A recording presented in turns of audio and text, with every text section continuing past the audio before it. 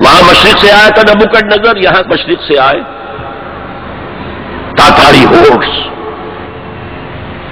پھر وہاں دوسرے دور میں وہاں یورپ سے طاقتیں آئیں، گریکس آئے، رومنز آئے. ہم پر یورپ کی دوسری طاقتیں آئیں، انگریز آئے، فرانسیسی آئے، اسپینیئرز آئے، اٹالینز آئے. یہ تمام طاقتیں ہیں کہ جنہوں نے کالونائز کیا مسلم ورلڈ کو. اب دیکھیے میں ایک بات عرض کر دوں جو مجھے پہلے کہنی چاہیے تھی. یہ حال کس بلا کا نام ہے یہ معین نہیں ہو سکتا، اس لیے کہ ہر لمحہ ایک لمحے پہلے تو ماضی اور ایک لمحے بعد مستقبل. تو حال کیا ہے؟ حال کسے کہیں گے؟ جیسے آپ نے جیومیٹری میں پڑھا ہوگا، نقطہ کسے کہتے ہیں؟ پوائنٹ جس کی کوئی ڈائمنشن نہ ہو، نہ چوڑائی نہ موٹائی، کچھ نہیں. لائن کسے کہتے ہیں؟ جس کی صرف ایک ڈائمنشن ہے، لینتھ ہوگی، اس میں کوئی چوڑائی موٹائی نہیں ہوگی. تو یہی معاملہ حال کا ہے. ماضی اور مستقبل کے درمیان ایک یوں سمجھیے کہ ایک فرضی سی لائن ہے جسے ہم حال کہتے ہیں. لیکن یہاں امت مسلمہ کے معاملے میں پہلی جنگ عظیم پر جبکہ ہمارے زوال کا معاملہ انتہا کو پہنچ گیا، اس کے بعد سے لے کر اب تک کے دور کو میں حال قرار دے رہا ہوں. تقریباً 1 صدی، ابھی 10 سال کم ہے، اس کو میں امت کا حال قرار دے رہا ہوں. اس حال کے آغاز میں ہمارے حساس قومی شاعروں نے جو مرثیے کہے ہیں ان میں سب سے نمایاں حالی تھا، مولانا حالی، الطاف حسین حالی. ان کی مسدس پڑھیے، اس کے سرنامے پر جو 2 اشعار لکھے ہیں، کس قدر درد ہے، کتنا کرب ہے اس میں. پستی کا کوئی حد سے گزر نہ دیکھے، اسلام کا گر کر نہ ابھر نہ دیکھے، مانے نہ کبھی کہ مد ہے ہر جزر کے بعد، دنیا کا ہمارے جو اتر نہ دیکھے. یہ مد و جزر میں تو جزر کے بعد مد آتا ہے، ہمارا تو اب جزر ہی جزر ہے، جزر ہی جزر ہے، مد کا کوئی سوال ہی نہیں. beginning with the fall of Spain، 500 برس گن لیجئے، 1492 سے لے کر اور 1920 تک تقریباً سمجھیے یہ ہمارا زوال زوال زوال زوال زوال زوال زوال پٹائی. اب جو یہ ہے حال کا معاملہ، اس کا جو میری آبزرویشن ہے وہ یہ ہے، اس میں 2 پروسیس چل رہے ہیں سائیڈ بائی سائیڈ. جیسے قرآن مجید میں ہے سورہ رحمان میں، مرج البحرین یلتقیان بینہما برزخ لا یبغیان. چلائے اللہ نے 2 دریا، 2 روئیں چل رہی ہے سمندر میں، ایک ٹھنڈے پانی کی رو ہے، گرم پانی کی رو ہے، سائیڈ بائی سائیڈ ہے، انٹرمنگل کرتے نہیں، معلوم ہوتا درمیان میں کوئی انویزیبل پردہ ہے. بینہما برزخ لا یبغیان.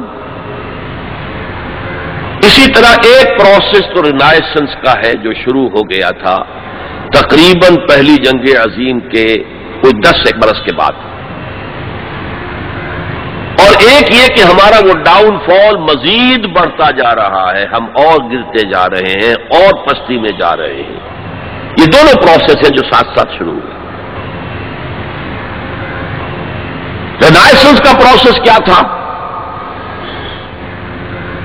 جیسے جیسے یورپین امپیریلزم کا بستر طے ہونا شروع ہوا middle of the 20th century میں، ہندوستان آزاد ہو گیا، پاکستان بن گیا، انڈونیشیا آزاد ہو گیا، مصریوں نے بھی اٹھا کر برٹشرز کو میڈیٹرینین میں پھینک دیا، الجزائر نے آزادی حاصل کر لی، شام سے فرانسیسی چلے گئے وغیرہ وغیرہ. یہ بستر کولونیل بیڈ یہ رول ہو رہا ہے. اس سے مسلمانوں کو ایک اپنا ماضی یاد آیا. ہمارا بھی تو ایک نظام تھا نا. پہلا جو ہے رینائسنس کا عمل وہ تو تھا آزادی کی تحریکیں جو پوری دنیا میں چلی. سیوکارنو کی قیادت میں آزادی حاصل کی ہے انڈونیشیا نے. گاندھی اور کانگریس کی قیادت میں آزادی حاصل کی سب کانٹیننٹ نے، محمد علی جناح کی قیادت میں ہندوستان کا ایک حصہ انہوں نے اسلام کے نام پر علیحدہ کرا لیا۔ تو آزادی کی تحریکیں جو ہے یہ فرسٹ فیز تھی اس رینیسانس کا، تاکہ آزادی مل گئی۔ اس کے بعد یہ سیکنڈ فیز آیا، جب آزادی مل گئی تو ہمیں یاد آیا ہمارا بھی تو اپنا ایک نظام ہے نا، ہمارے بھی تو قوانین تھے، فوجداری قانون بھی ہمارا تھا، دیوانی قانون بھی ہمارا تھا، قانون وراثت بھی ہمارا تھا، قانون شہادت بھی ہمارا تھا، فیملی لاز بھی ہمارے تھے۔ تو ایک ارج پیدا ہوئی کہ اب جب کہ ہم آزاد ہو گئے ہیں اب ہمیں اپنا نظام قائم کرنا چاہیے۔ لہذا اسلامی نظام کے قیام کے لیے تحریکیں کراپ اپ ہوئی ہیں بیک وقت سائملٹینیسلی مختلف ممالک میں۔ مصنوعی party of Indonesia, Jamaat Islami of the Indian subcontinent, فدائین اسلام ان ایران، الاخوان المسلمون ان ایجپٹ، اور ایجپٹ سے شروع ہو کر پورے عرب دنیا کے اندر، عباد الرحمان لبنان میں، سعید نورسی ترکی میں، وغیرہ وغیرہ وغیرہ وغیرہ، یہ تحریکیں ابھری ہیں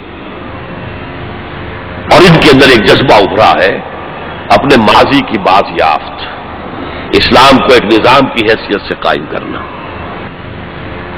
انڈین سب کانٹیننٹ میں اسی نعرے کو اپنایا مسلم لیگ نے، اور یہ نعرہ تھا جس کی وجہ سے 46 کے الیکشن میں مسلم لیگ کو وہ حیثیت حاصل ہو گئی کہ وہ مسلمانوں کی واحد نمائندہ جماعت قرار پائی، اور پھر بارگین کرنے کا پورا موقع اسے مل گیا۔ لیکن صرف پاکستان کی تحریک کے معاملے میں مذہب کو انووک کیا گیا، باقی کہیں نہیں۔ باقی لوکل نیشنلزم کھڑا ہوا ہے، عرب نیشنلزم، اس کے حوالے سے عربوں نے آزادیاں حاصل کی ہیں۔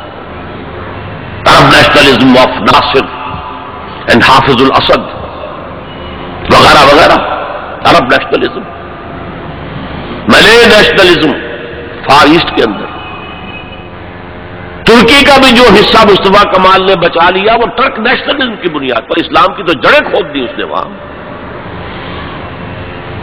اذان عربی میں نہیں ہو سکتی، نماز عربی میں نہیں ہو سکتی، عورت برقع نہیں لے سکتی، آپ ٹوپی نہیں پہن سکتے، عمامہ نہیں باندھ سکتے، ہیٹ پہننا ہوگا، انگریزی لباس پہننا ہوگا، وہاں تو نام و نشان مٹانے کی کوشش کی، لیکن ٹرک نیشنلزم کی بنیاد پر کم سے کم ریزسٹنس۔ ورنہ واقعہ یہ ہے کہ دول یورپ جو ہیں وہ نام و نشان ترکی کا مٹا دیتے ہیں، اس لیے کہ اس قدر شدید ان کے اندر انتقامی جذبہ تھا۔